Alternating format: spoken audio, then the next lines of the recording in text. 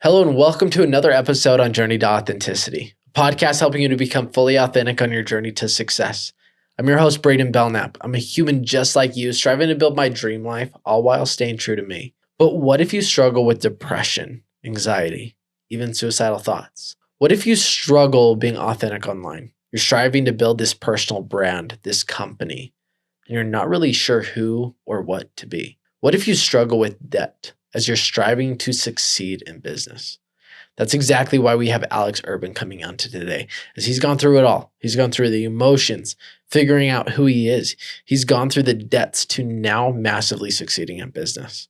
That in mind, welcome to the show, Alex. Thank you for having me on. Appreciate it. Absolutely. So I like to just jump right into things. I got to ask, what inspired entrepreneurship for you? Honestly, it was just the journey for always wanting more out of life. I always was someone who was never satisfied by settling and always felt like there truly is no limit to what you can achieve in this life. So for me, it's always been that journey of figuring out how far can I possibly go. I worked in a lot of different jobs in a lot of different places that really felt kind of like capped and restricted. And after really kind of figuring out I like to call it the corporate scam of understanding you can only go so far. After that, I was like, you know what, if I can't go more than what you guys can offer me here, I need to step out on my own where I have an infinite scalability for my talent and my skills. So that's kind of what made me jump into entrepreneurship. I love that. So growing up, did you come up with a little? Did you come up with a lot? Tell us a little bit about your background story. Yeah, I'd say I was born and raised here in Utah, in Sandy, if you're familiar with the area. And I came from just a very middle-class family. I wouldn't say that we, were struggling. I wouldn't say that we were rich and abundant, especially in the area that I grew up on. We had some very, very, very wealthy people around, like going to high school. There's kids driving around in like Mercedes and BMWs. Their parents were buying me, I'm driving around my dad's diesel truck, so very, I'd say middle class. And growing up, I was never really like the smartest or the sharpest person at all. I never was really able to find myself a certain friend group, if that makes sense. In high school, it's very cliquey, and I was kind of just friends with everybody, but not close, tight friends with everybody, if that makes sense. And through that journey, I just always felt like there was something different inside of me, and I didn't know what it was. And I was just kind of very patient through those years trying to figure it out. I was absolutely horrible at school. Academically, I did very, very, very poorly. I actually almost failed high school, almost didn't even graduate. And I didn't get a good enough SAT score to really even go into the community college. I was just so tired of it all. None of it fulfilled me. And I just knew that there was a calling for something that was more for me. And I had to kind of wait until I got out of high school to figure out what that path was. And that ultimately led to, this journey of entrepreneurship that I'm on. Absolutely. That brings back a lot of memories. I was a kid that showed up in a hoodie and left in a hoodie as quickly as possible. Yep. Exactly. And I agree. It's not necessarily a devalued of confidence, but you're like, what's wrong with me? Mm-hmm. Like, is there something wrong with me? Yeah, exactly. And people were growing up and excelling in sports and academics and stuff like that. I played football. I got too many concussions and I had to stop, but it wasn't ever, first string. I was like third string on the field, just kind of playing to participate. And academically, everybody else is getting these good grades. Oh, I got a 4.0 and I'm sitting over here. I got like a fucking 1.6, So it was just always kind of like, I know I have self-worth and I have confidence to do things when I really want to put my head into it, but it wasn't academics, it wasn't sports. And it was like, there's this weird mystery section of my life that I'd yet to explore, which I learned later in life was the business area. And that's truly where I shine and excel. But everything else for some reason just never interested me at all. Is that still applicable today? Where in business you excel, but in other areas you still struggle? Or I'd say so. As far as especially my interests and what I enjoy doing and spending my time on, I love growing businesses. I love helping people out. I love helping businesses market their products, their services, and helping them blow up. It's a adrenaline rush to me. When you can take a company from just an idea to making literally 8 figures or more, that's a rush that you can't really get anywhere else. The sport of entrepreneurship is a sport in itself, and I personally believe one of the hardest ones to play. And so through the challenges and through everything that it takes to become skilled in that area, it's one that I've found that it's the most challenging, but it also gives you the most fulfillment. But that's also hard though, because every other thing in my life, there's not really things that I'm interested in. People are like, oh, I want to go play golf. I want to go do this. I want to go everybody has some type of hobby. And it's the only hobby that I've even found that's interested in me personally is either going to be hunting, because that takes obviously a lot of skill, a lot of patience, a lot of knowledge. It's a true challenge, right? And also racing, because you can't just, everybody thinks you can just get in a car and drive as fast as you can around town. The second you put your ass on a track, man, it is completely different. It is such a hard learning curve. Nobody truly understands that. And it takes, again, time, patience, skills, consistency. Takes a lot more than you can possibly imagine, especially mentally, to get a car to go as fast as it possibly can around a track. So it's like, I feel like the pleasures that I've found in life have always come from the extremes. And that's where things like business or even racing a car have really brought my interest in. But everything else just bores me, man, to be honest. Absolutely. The thing that I love about entrepreneurship, you mentioned it's a game. And that really exactly is what it is. It's like a video game, in my opinion, because everybody beats level 1. Let's be real. Everybody can call themselves an entrepreneur nowadays. Yep. They can put it in their Instagram bio and seem really cool. They can even put and make a fake podcast if they wanted and look authoritative.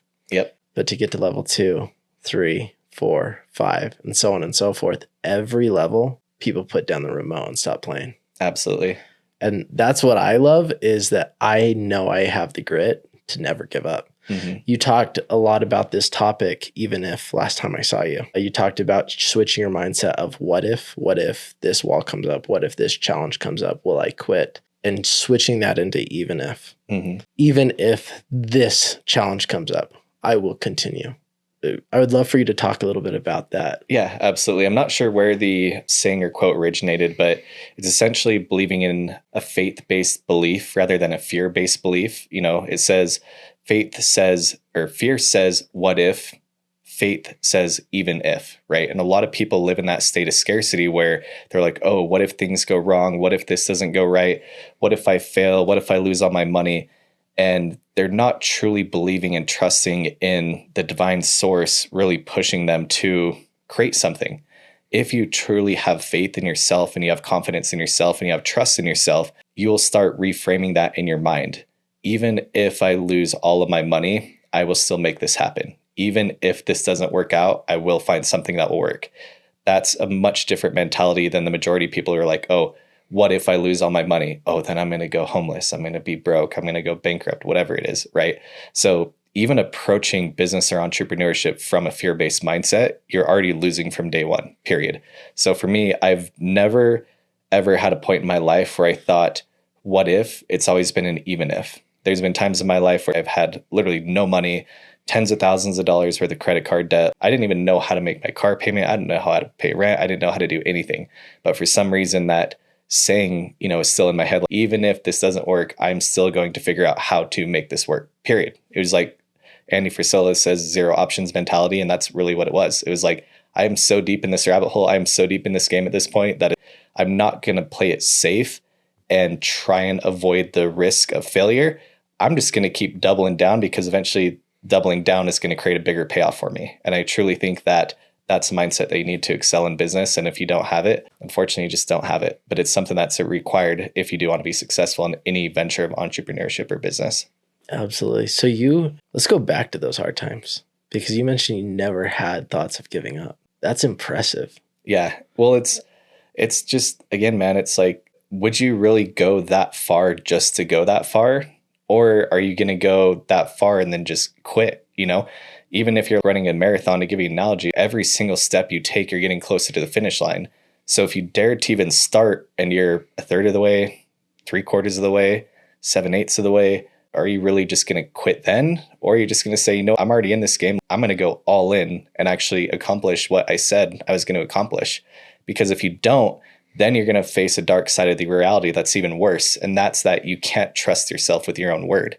And if you can't trust yourself with your own word, then what do you truly have? Amen to that. That's powerful. I wish I had dropping bombs like Bradley or something. Just kidding. Maybe someday. One day. That brings a lot back, because the truth is there's a lot of people that keep grinding. They start this race, and let's just even relate it to me. I'm in this race. I'm not giving up, period. End of story. There was times in my times that it would be like, oh, I could go start this business. Oh, I could start that business. The problem is people start a race. It gets hard. They get to level 1, 2, 3, 4, and so on and so forth in the game. Then they're like, oh, that one looks cool. I'm going to go try that one. Yep. And they have that want for wealth and all the big things, but they just keep jumping way too early before they win. Yep. Shiny object syndrome. It's a killer of a lot of dreams, and it's very unfortunate. And that's something that's interesting. So I was actually talking to my friend Danny Dixon the other day. He owns a large 9-figure a year flannel business. I'm actually wearing his flannel, so shout out to Dixon Flannel. But I was talking to him essentially about Dixon too. Amazing. It's just Dixon Day. But regardless, though, I was talking to him, and I think what a lot of people face as entrepreneurs is that, yes, it's easy to get distracted by the shiny object. We live in a time where technology is creating an abundance of opportunities everywhere. And it's easy to say, oh, this project hasn't taken off for me, even though I've placed a few years of my time investing into it. Why don't I go into this other, industry where people are making hundreds of thousands of dollars within their first year and their lives are getting changed, right? And the biggest obstacle we face as entrepreneurs is that we struggle during the times that we're plateauing because we are so invested in that dopamine rush, the big wins, seeing your business progress, even the small wins. Every single day, they create this dopamine rush for you as an entrepreneur, right? When you see your business go from 10 grand a month to 50 grand a month to 100 grand a month, it's amazing. That thrill is something you really can't get anywhere else. But all of a sudden you have to sit at 100 grand a month for the next 12 months in a row before you go from 100 to 150. And that's where a lot of business owners fail and they flop.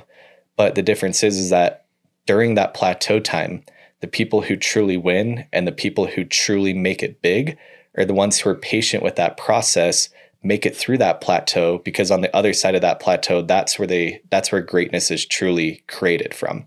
So when you're stuck in this plateau of a business, why can't I get my business over 100 grand a month? You have to play through the game. You have to play the long game. You have to push through that because there's a lesson through that plateau.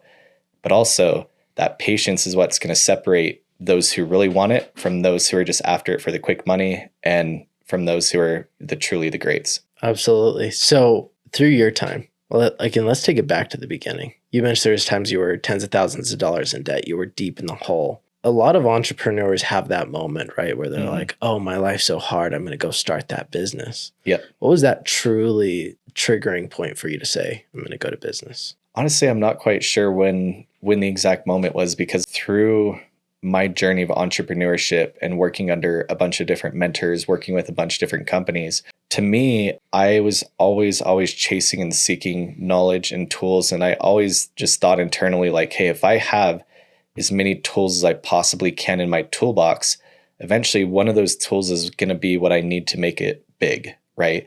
And so even though I was broke, even though I didn't have money, even though I was like, living wherever I possibly could just to have a roof over my head at that time, I always thought that, hey, one of these tools one day is going to pay off. And I found a lot of joy and excitement in learning what all these new tools are. When a lot of people come up to me and they're like, why do you know so much about, growing an e-commerce based business, which is what's my specialty? It's like, well, it's because I learned every single spoke of the wheel through experience. And now I have all the tools in the toolbox. Anytime I need to go, work on a business and plug all my tools in, it's very, very easy to see where they're at and get them to where they want to ultimately be going, right? And so it was just, for some reason, I'd always get so excited and thrilled about learning these new skills, these new techniques. And it was just a little reward putting that new tool in the toolbox every single time. And so eventually, when I had the right opportunity to use all the tools and was able to help grow this company very, very, very, very large, that was really kind of what put me on the map. And that was really the big turning point for me. So just staying excited about all the tools, the knowledge, the resources, the skills that I could have. Because I was like, one day, if I'm the most, like, essentially a video game analogy, right? If I'm the character who has all the weapons unlocked, all the skill points unlocked, all the hearts unlocked for my health bar, when it's time to go, I'm going to destroy. So that's kind of, I guess, what really carried me through those years of hardship. It sounds like that was your plateau. Like you plateaued for a little bit. Sounds like in your pit. Absolutely. Tens of thousands of dollars in debt. You're probably lost. Maybe some anxiety, depression. I don't know what you went through. Yep. And then you just got that opportunity. And it was that pit and that grind and that hardship that truly built the armor so that you could go kill it. Yeah, absolutely.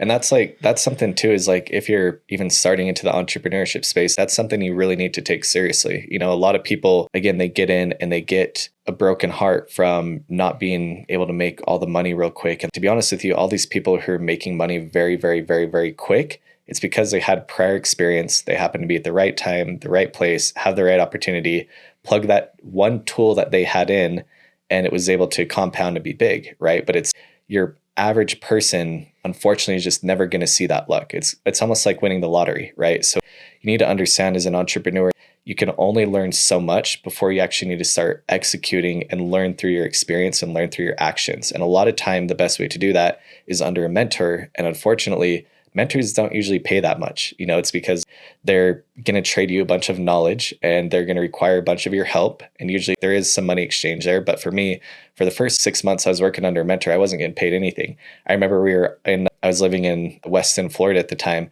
We were heading to some day club in Miami or whatever. And we were literally on the drive there and I refreshed my bank account and it was in the negative. And I was like, I'm not even have money to pay for lunch or dinner or whatever. And so I tapped him on the shoulder. I was like, yo, can we talk when we get there? He's like, sure. And I was like, I need to get paid, bro. I literally have no money. I can't even afford lunch while we're here. We need to make something work. And then he started writing me checks for $2,000 a month at that point, right? But the knowledge, the skill set, the tools that he taught me at that time were later on in life turned to something that's completely invaluable. But I had to learn that through experience and through hardship, right? So again, I wasn't chasing the big win. I was just chasing the tools and knowledge and experience because I knew the second I had those, when the opportunity came up, I'd have everything that I need to slam it out of the park. Absolutely. And the thing is, you proved yourself. That $2,000 a month, he probably was making $4 or $5, maybe even $10,000 off of you. Oh yeah. You easy. proved the fact you were an asset. Yeah, easy. Yeah, we took that business and we did, I think within the first 6 to 8 months that we did it, we ended up having $1 million a month in their business. I was like running their ads, helping with all the back end operations. So it's like ROI on that $2,000 a month for him was insane. I need to make $500,000 yeah, or exactly, more. Exactly. Or I'm going to go build my other businesses, which you did. Yep, exactly. And now it's fun to see how far you've come, honestly. Just obviously from a backseat, I don't know what it's like. I don't know what it's like living in your life, but the truth is you made a pivot and you won, and that's exciting to see. Yeah, absolutely. Thank you. So what was your process? A lot of people processes because they can mirror you. They can mirror your actions. What was your process to knowledge development, to then taking action?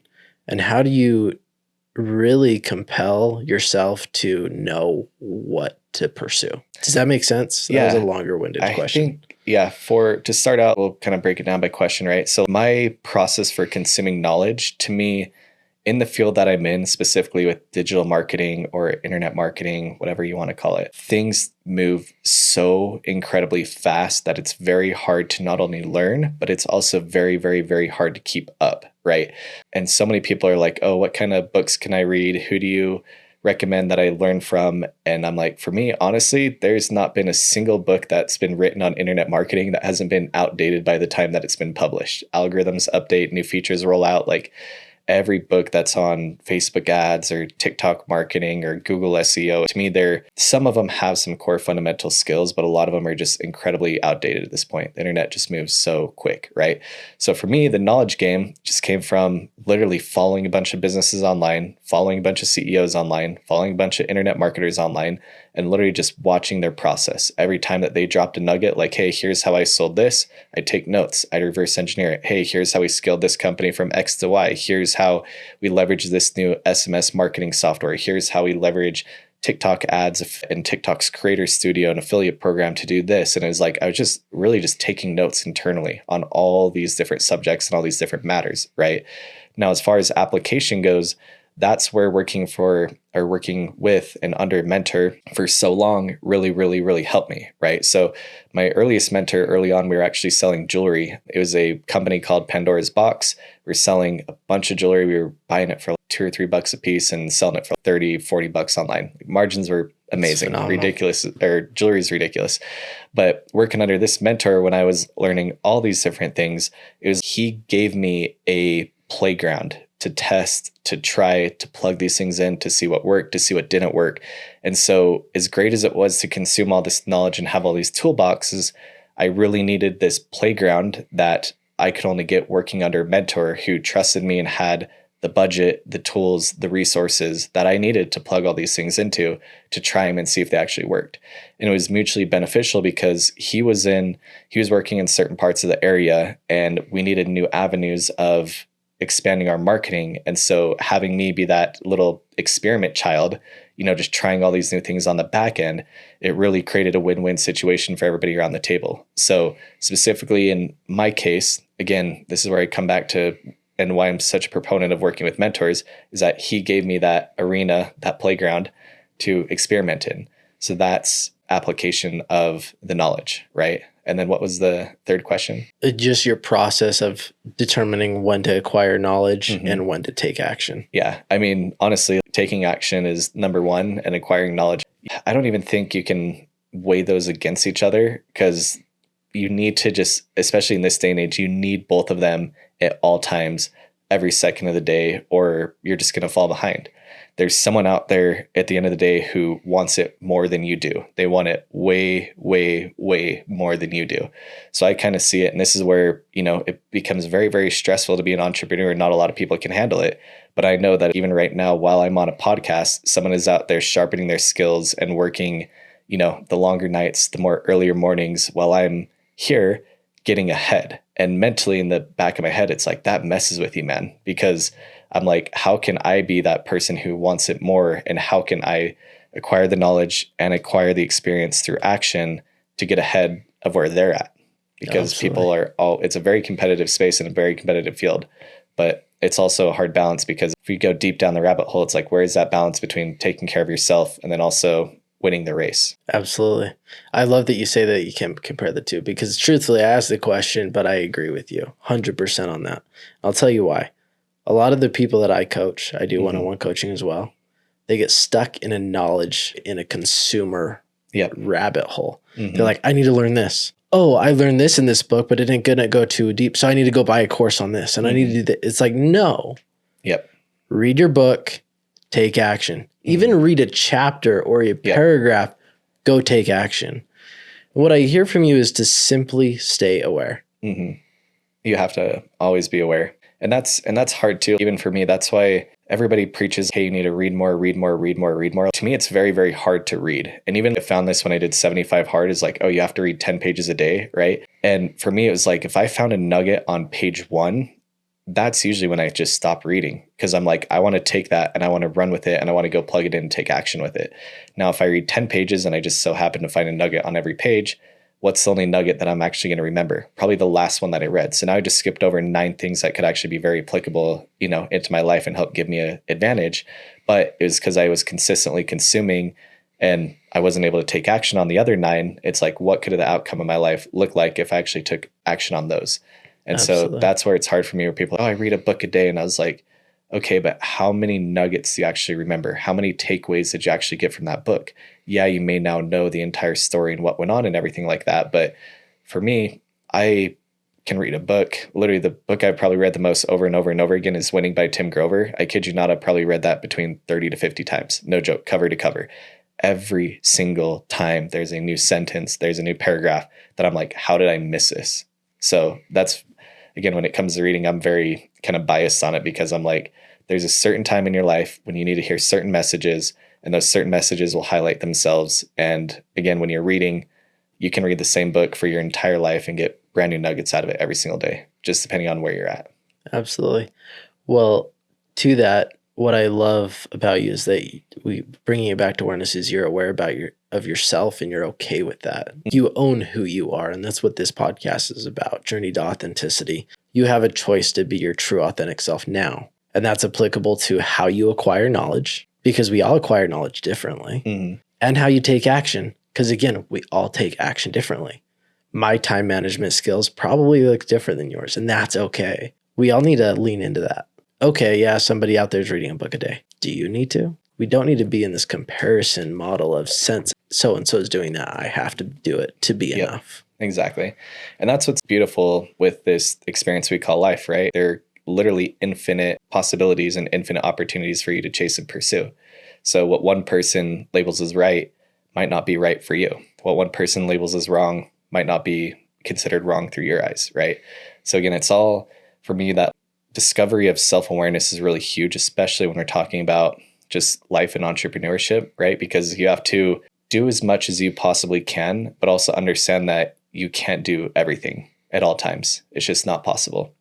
So following that inner guide, following your intuition, following that voice in your head and what it's calling you to do, and being okay with the outcome, as long as you know that you've given it your all, that's really, to me, the most important thing that you can do. Absolutely. And in my opinion, if you give it your all, then at some point you'll win anyways. Yeah. So. Yeah. At the end of the day, success is just like time plus consistency equals your outcome. That's it. So if you can just spend enough time giving it your all and doing it consistent, you are going to have a result. There's no way that you can continue to do the right thing in life and do it consistent enough and put enough effort into it and just not get a result. It's just not going to happen. It's impossible. It's impossible. Literally impossible. Yeah. And that's why we bring it back to even if. Mm-hmm. Even if these things don't work out, Yep. I'm going to keep going because at some point I'll win. Exactly. That's why you never give up. Absolutely.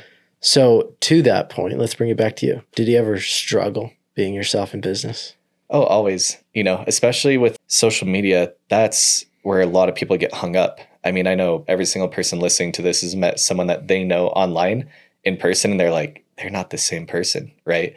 And so that's really, really hard because especially when social media originated, everybody had to pretend to be something that they're truly not. Because in the original OG days of social media, what got the attention? It was the flexing, the Lamborghinis, the jets, the highlight reels. The only way you'd get attention or traction literally was just the highlight reels, period. People love to see it because they're like, oh, I've never seen that car before. I never knew what it's like being inside of a private jet. I never knew what Fiji looked like. Literally, unless they picked up a magazine or a book or, you know what I mean, went on Google and purposely typed in Fiji, they don't know what Fiji looks like.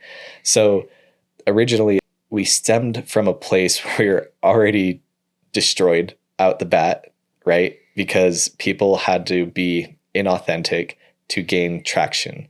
And then it got to a point revolving in social media where the more authentic you were, the more connected that you would get to your followers and the better of a connection you'd have with people, period, And so it's kind of like there's this shift that happened in social media where it went from like, oh, I have to just show you the flexing to, oh, I have to be authentic with you or else I'm not going to get your attention, because people are just tired of seeing the cars, the watches, the lifestyle, all that other things, right? And so I personally say myself, but I think everybody listening to this also went through that journey where it's like you have to really identify who are you online, because it's almost a second persona that you have. And so through that, you test a lot of things, you try a lot of things, and you wear a lot of hats and try and figure out like which one fits and which one is me. What's ironic is that at the end of the day, the one that fits you best is just you being who you are in person online and not really caring about the stats, the statistics, the reach. Yes, there's strategic things to do on social media. There's strategic things to not do on social media. But at the end of the day, the most connected relationships you're going to have on social media and the most meaningful ones, the ones that are going to take you the furthest, are when you're just you on social media, period. The second you start pretending you're somebody that you're not, it becomes very inauthentic. People can smell the bullshit. People know it's not you. And eventually you don't have that connection with them, period. So I think, when you're talking about, did you have a hard time kind of figuring out who you were? I would say yes, but only when you added social media into the equation. Because at first it was like, how do I monetize this? How do I make money? How do I form this identity of this person? Then it was like, wait, why am I trying to form all this? Why can't I just literally be me on social media? And so that's kind of settled now where I'm like, I don't care to show things on social media that just aren't me anymore. I've learned that some days I'm goofy as shit. Some days I like being, a little bit more serious. Some days I'm like, I've earned this shit. I want to go flex on y'all a little bit. And other days it's like, I don't know. I'm me, Absolutely. So what was that moment? And maybe it wasn't a moment, maybe it was more of a progression of growth. How did you go from what persona do I need to show to make money to I'm just going to fucking be me? Yeah, it was really, to me, it was when I did this thing called the POV challenge that I did on Instagram, where prior to this POV challenge, and you can look at this if you look at my Instagram, prior to the POV challenge, the only things that I shared was a highlight reel. I'd be posting like every 3 months, like, oh, like I'm in Tel Aviv, I'm in Bali, I'm in London, I'm in, some fancy club in Las Vegas, whatever it was. And it was only the highlight reel. And I got to a point where I'm like, well, my social media following isn't growing. It's stagnant as shit. I want to post, but I can't just fly to a tropical island, you know what I mean, every single week and show something new. So I was like, I need to start showing and sharing more on social media. How do I do this? So one of the guys that I worked with, his name is Casey. He was a photographer. And so he actually created the POV challenge. I'm going to give him credit, where he's like, I want to highlight my photography skills and really grow as a photographer online. So every day I'm actually going to take my camera around and take a picture of my point of view from the day. So if today was a POV post, I'd probably just take out my phone right here and take a picture of you. And it'd be like, you'd be my post for the day, because this is my point of view. I'm sitting on a podcast, having a conversation with you. Right.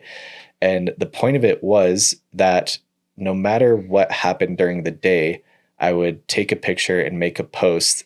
And that way it completely pushed off the table. I need something crazy to happen. I need something aesthetic. I need something exciting. Like there's days where I took pictures of my office, my car, my shoes, literally the dumbest shit you can possibly think of. But for me, it was like the consistency, right? But more important than getting over what it was that I was posting from a picture point of view, what I had to do is I had to force myself to start sharing more. So in this POV challenge, every single day when I took a picture of whatever the hell it was that I was looking at that day, I just wrote in the description a lesson that I learned from the day. And through that, I ended up doing that for 600 days in a row. And it over 2.5 times my followers, it was able to build a huge relationship with people. People understood who I was, what I was about, what I was working on, what I was accomplishing, and what my journey looked like literally on a day-to-day basis, what I was going through on my good days, what I was going through on my bad days. There's days I talk about winning. There's days I talk about suicide. There's days I talk about depression, anxiety, family issues, whatever it may be, money issues. I even had one time where I opened up and I told people, hey, today was the day where I actually was behind 3 years on taxes, and I just wrote a check for all 3 years of my taxes. I literally had 3 checks. I took a picture of the checks, right? And so most people are never going to admit that. Most people are never going to talk about it. But do you know how many people would message me privately about, oh, I'm stressed as fuck because I'm also behind on my taxes, or, oh, I'm also having money issues, or, oh, I thought about blowing my brains out the other day and I'm glad you said this because it really resonated with me, right? So through that sharing for 600 days straight and just me opening up, and it honestly got to a point where I was like, I just want to see how far I can push this. And I started sharing like deeper thoughts, darker thoughts, like stuff that I was like, I'm batshit crazy for posting this online. Yet the more I started going down that rabbit hole of just being me to the most raw version I possibly could, the more of a connection it built with literally every single person that is on my social media. And that ended up compounding and ended up snowballing into business opportunities, friendships, connections with people that I personally never even thought that I'd talk to, meet in person, any of these things. So, you know, that was a huge pivotal moment where it was like, okay, I have to start forcing myself to share. I need a picture. Okay, you're going to take a picture of something from your iPhone every day. Doesn't matter if it's your office, your car, your, you know, at the gym, whatever. And then now you need to start sharing. That's a fun part. And so it's like, all right, let's just full send it. Well, let's talk about that for a moment. Do you know how freeing that is? Like So much. The concept of sharing stuff on social media and just being as honest as I am, unapologetically myself. You let everything go. Oh yeah. It's become like a therapy outlet for me, to be fully transparent, because it makes me realize, number one, that I'm not alone. And secondly, I now feel that I have a responsibility now to share. And if I don't share, then it's very, very, very selfish of me, because the amount of people that I've received messages from that I've literally changed their life by sharing what it's like to leave a huge job that you're attached to, or what it's like to lose a bunch of money, or what it's like when you're literally in your darkest days sitting in your car thinking about blowing your brains out. Literally, you know, people, you don't realize how common those things are and how many people's lives that you can touch to do that. So for me, it became a responsibility to start sharing what I went through, because I realized that if I share a message and one single person gets something out of it and it helps one person, then I did my job. I'm not on social media to please hundreds of thousands or millions of people. Every time that I share a message, I'm like, I just want it to help one person, and that's it.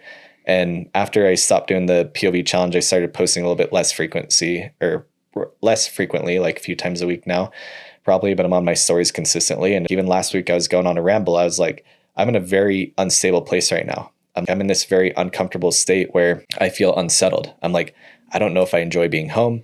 I don't know if I want to go on vacation. I don't know if I want to live in Utah. I don't know if I want to go buy a house in Maui. I don't know if I want to work. I don't know if I need time off. I don't know if I need workouts. I don't know if I need rest. Literally And I was just explaining, I was like, but you know what? At the end of the day, the only thing that I can do to fix this time of unsettling is I just need to continue to do what I know I do to feel at my very best. I need to continue going to the gym. I need to drink my water. I need to go for a walk and get some sunshine on my face. I need to stick to a regularly structured sleep schedule, right? And literally after posting that, my DM just started blowing up and everybody's like, dude, I'm going through that too. I feel that same way. I had people that literally run 9-figure year companies reaching out to me going, dude, this is like a slap in the face for me. I needed to hear this today. This is exactly what I'm going through. And then it opened up conversations that literally I personally needed to have. So it was advantageous for me to share what I was going through because I actually got help from other people. But then also too, I made other people feel like they weren't alone.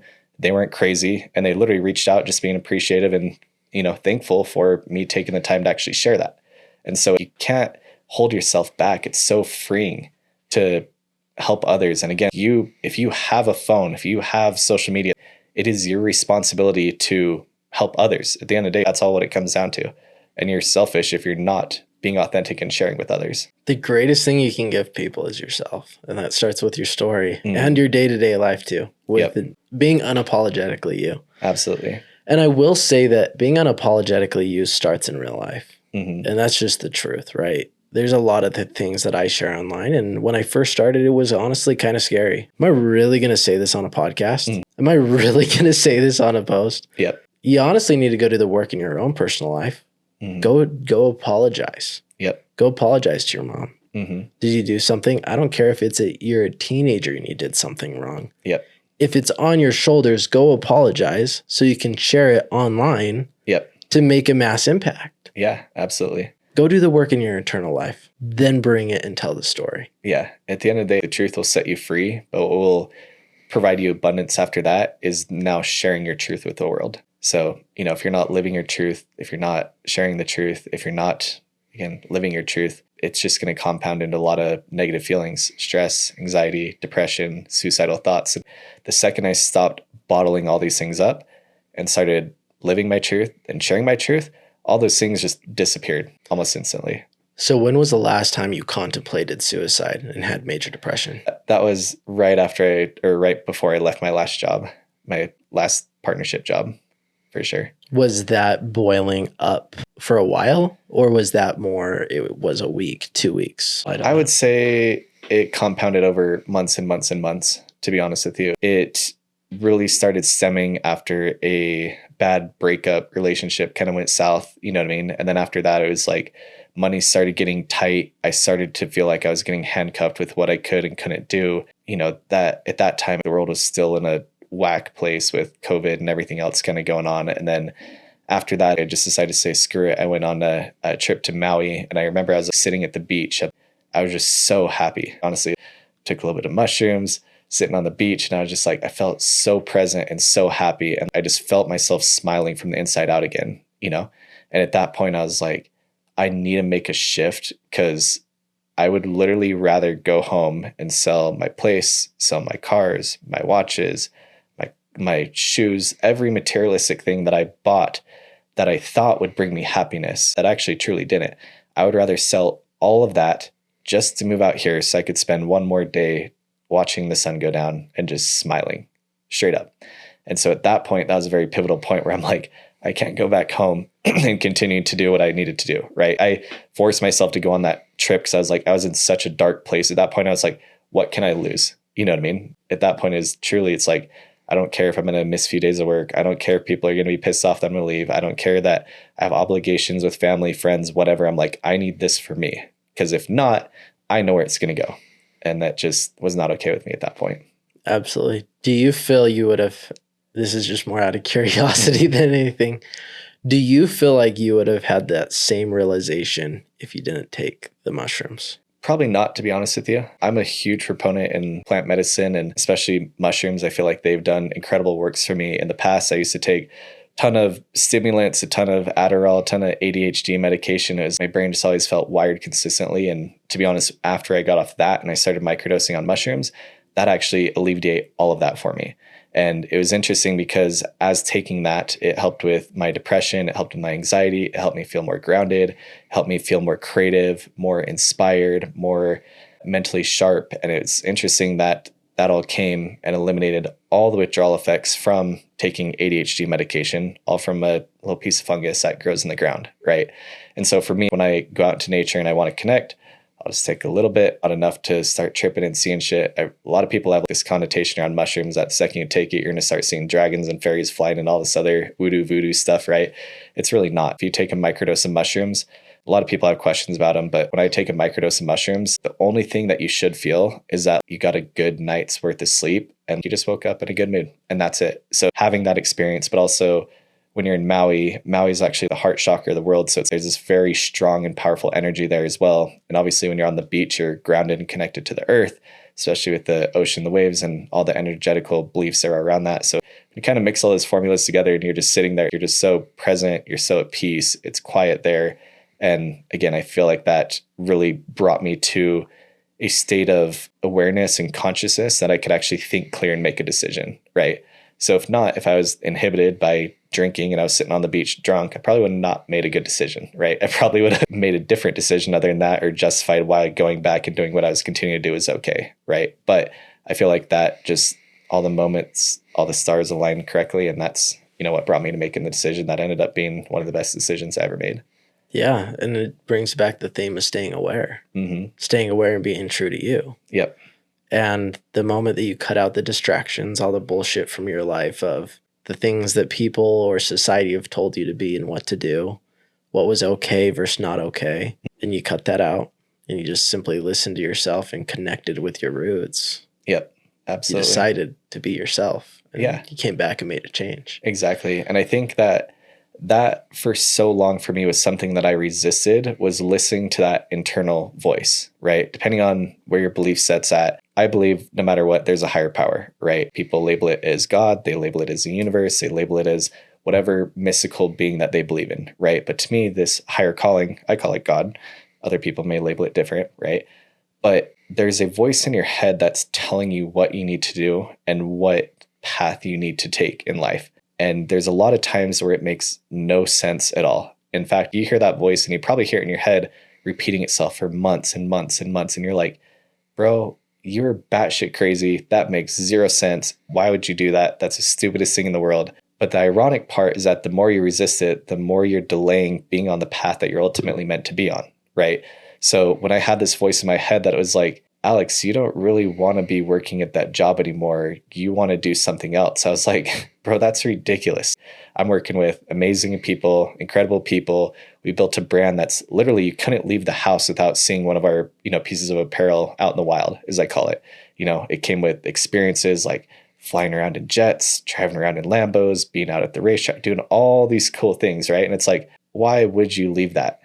A lot of people literally would have called me batshit crazy for leaving that experience, right? Or that position. Internally, the voice is screaming at me, Alex, you need to go. And I'm like, I don't know why. It scares me to listen to that voice. But the second I did and I made that decisions, it literally has led me along this path where it's created more abundance, more happiness, more fulfillment than anything else I could possibly think of in this life, period. And what's interesting is that the more I kept listening to the voice, the more I kept leaning into it, the more I kept trusting it, no matter how batshit crazy it sounded at the time, the more blessings that I start receiving and the more rewards that it comes with, period. And it's like, I wouldn't have these things if I had not listened to that voice or I neglected it. And we probably wouldn't be, I definitely wouldn't be where I am today, living the life that I have now if I didn't listen to that voice consistently. So now it's just like, all right, Alex, one of my goals for this year, and I wrote it down. We were at church and they're like, hey, what are your goals for this year? And for me, I'm like, I'm fully trusting and leaning into God this year, period. If he tells me to do something, I'm listening to that voice and I'm going to do it. I don't know why, but for some reason, every time I've done it, it's never steered me wrong, right? So people call it your consciousness. People call it, God whispering to you. They call it, the universe speaking through you, whatever it is. We all know what that voice is. You just need to listen to it more and stop resisting it. Amen. Powerful, man. And it's true. That voice in your head is your best friend. Absolutely. It's so good. I had what was really interesting too, is after I quit the job, the voice came back almost immediately. And it was like, Alex, you need to stop drinking. And I'm like, I don't need to stop drinking, bro. I was like, at that time, literally, I was out in Maui. Again, I spent a few months in Maui last year. And it was like, Alex, you need to stop drinking. I'm like, I don't need to stop drinking. I have a problem with it. I'm totally fine. Everything's good. Nothing wrong with it, right? And then I started arguing with that voice, and I call it, this is my fight with God. It was like, oh, I can just drink on the weekends, or I can just drink at events, or I can just drink. I was trying to justify why it was okay to, resist that voice that God was telling me to do. And I call this one of my fights with God. Me and God fight all the time on this voice, right? And again, so one day I woke up and I'm like, you know what? I'm just going to listen to you, bro. I'm done. Literally just woke up one day and just threw everything out. I was in Maui and I was like, all right, we're just going to go on and see what this happens. And what was interesting is that I had a lot of different health ailments that have completely disappeared since I've stopped drinking. I've been able to, I honestly feel like my purpose has gotten a lot more clear. I feel like I'm a lot more mentally sharp. I feel like that has given me an advantage over so many other people now too that are in my same industry, that while they're spending the weekends at clubs and getting all drunk and fucked up, I'm waking up with a clear conscience, hitting the gym, and actually being able to put in more effective work than they're able to. So it's like, again, when I'm taking this route that he called me to quit this job, and now you're like, where is my money going to come from? What am I going to do for business? What am I going to do to make a living? And then he tells you, hey, here's another thing that you need to do to really give yourself an edge up. Okay, I guess if I'm now trying to figure out what I want to do after I just left a huge job, I probably need an edge up on people. So I had to then again lean into that voice.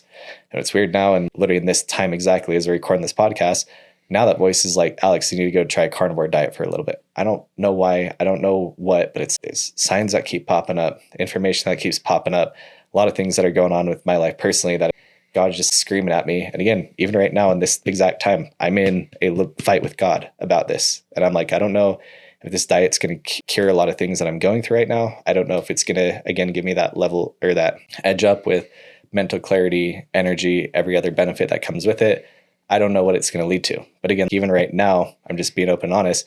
I'm in that fight. I have a nutritionist that I literally hire, and I pay her literally to tell me, what do I need to do to get my hormones dialed in, my nutrition dialed in, everything dialed in? She's like, you're a fucking idiot. She's like, I was literally texting her today. She's like, you're the smartest person I know, and yet you start doing dumb shit like this, and I have no idea why. And I'm like, I don't know. But again, God's telling me to do it. Yeah, exactly. She's honest, but I don't know why. So it's, again, just leaning into that voice and fully trusting it. So, if I come back in 30 days, I'm like, yo, we tried this carnivore diet. We're better than we've ever been. It's because we listen to that voice. And it's probably the truth. Probably. And I mean, let's be real. We're always going to fight with God, because just the equation of entrepreneurship and getting to the next level, really getting to the next level, honestly, just stops.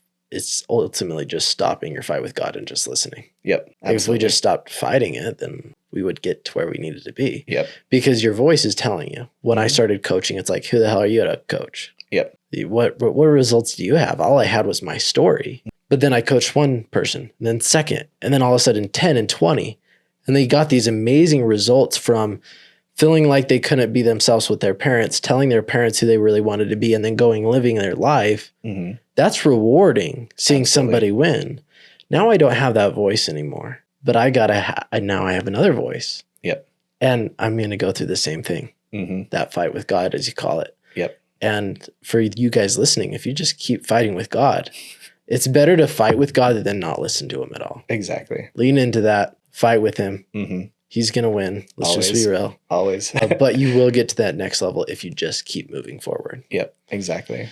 So I got 2 questions for you, and then we'll wrap some things up. Yep. My first one is, what I'm hearing from you is realistically you're staying aware, and that's applicable to both business and your own individual life. Is that your main topic of how you win holistically in life, or what process do you follow in order to win in all areas? I think it all just comes down to awareness. Because again, when you have true awareness, then you're aware of what God's calling you to do, and you're able to actually take action on it, right? So if I'm aware that my physical health is diminishing, that eventually is going to lead to my business health diminishing, which means my quality of life is going to overall diminish, because now I'm fat, now I'm out of shape, and now I don't have money, which is a big problem, right?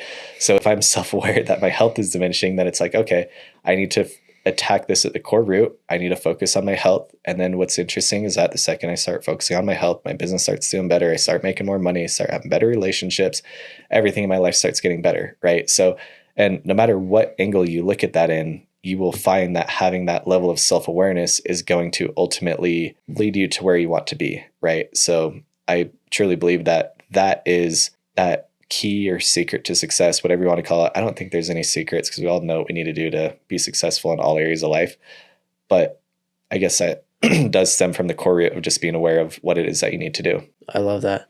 And second question is, you've obviously been winning in the marketing world for a long time. And that's why you've been given the opportunities you are living in today. Do you follow any set algorithms? Do you follow that? Or do you just believe in, let's be authentic online and naturally that's going to win? The best thing that I can give advice for with marketing is be you, be controversial, be entertaining, and go way outside the norms than what you think is possible. What everybody else is doing, do the exact opposite.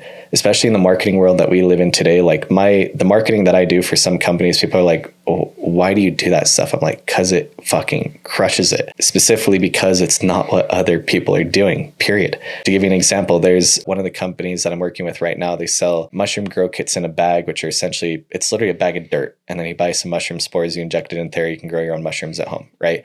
And you're like, how do you sell a product that? To a lot of people, it's like, well, you can talk about how easy and convenient it is to grow mushrooms at home and how we use special premium ingredients in the soil mixture to make sure that you get the highest yield of mushrooms. Or we could talk about the benefits of mushrooms if you grew them, if you grew them and took them. And it's like, that's boring as shit, man. That's what everybody else is doing.